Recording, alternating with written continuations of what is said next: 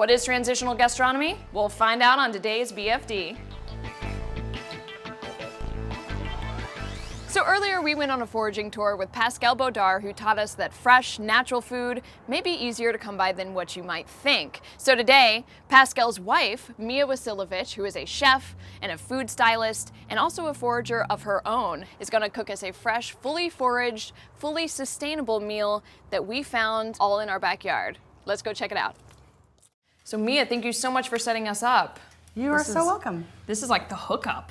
I think we should eat some food. Yeah. This is some honeydew melon and some cucumbers and a little bit of jicama. So how time-consuming and labor-intensive would you say eating fresh all the time like this is? Very. You do this, you never take more than you need, and you think about it. You really think and plan your meals, and you plan for the seasons, and you plan, can I preserve this? Can I use the stems? Also, how can we make sure we don't devastate our little find? It's intensive because you're not just mowing things down, you're pruning and you're taking care of your little area, your little plot that you found, and it gives back to you. The areas that we've pruned have come back like 20-fold. So sustainability is always on the top of your guys' mind. If we weren't sustainable, we couldn't do this. This is a syrup I made with some organic sugar and this herb called sweet white clover, which we'll show you in a little bit. And you are gonna try this. So it's sweet and crunchy. Oh yeah. And can you taste the clover? Mm-hmm. That's the strongest flavor in there. It tastes like walking through a meadow in the forests of LA. It tastes fresh.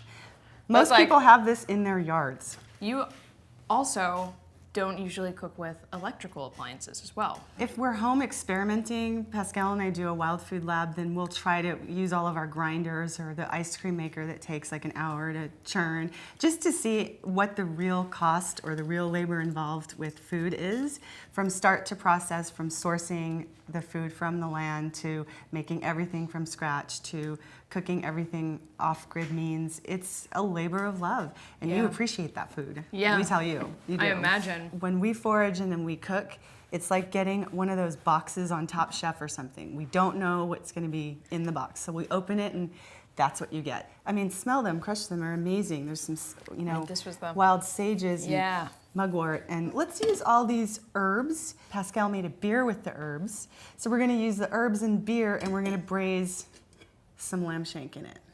Let's try this. Oh my gosh. Good? You like it? Can you taste that bitterness of the mugwort? It's very herby.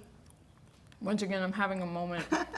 If you're a forager, preservation is so important because you only have that forage for a couple of weeks and then you have to preserve it. Get into the mentality of cooking hyper-local, hyper-seasonal. I know where I'm coming, by the way, when the apocalypse hits. Yes, this is some fancy survival food. Yes. You know what? I think it's time for some beer. Heck yes, it's beer time. It's based on like an old Celtic recipe. It's pure plant, so no hops, no grain, gluten-free. Wow. It is pretty good, I think. Yeah, let's do it. That's not too bad. There you go.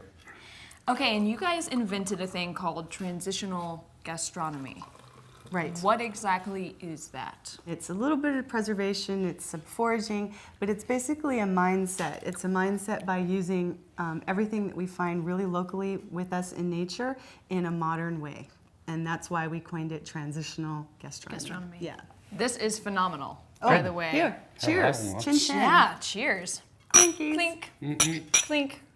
That meal was absolutely incredible, you guys. And as Mia and Pascal said, that was the true taste of California. And the cool thing about their idea of transitional gastronomy is that it focuses on fresh, naturally foraged, sustainable foods that are absolutely delicious and found in your backyard. And if you want to reduce your eco footprint when it comes to food, remember the 3 big things are to shop in season, organic, and once again, locally. Don't forget, guys, click the links in the description below to support GMO labeling. For BFD, I'm Marisha Ray, and don't forget to subscribe.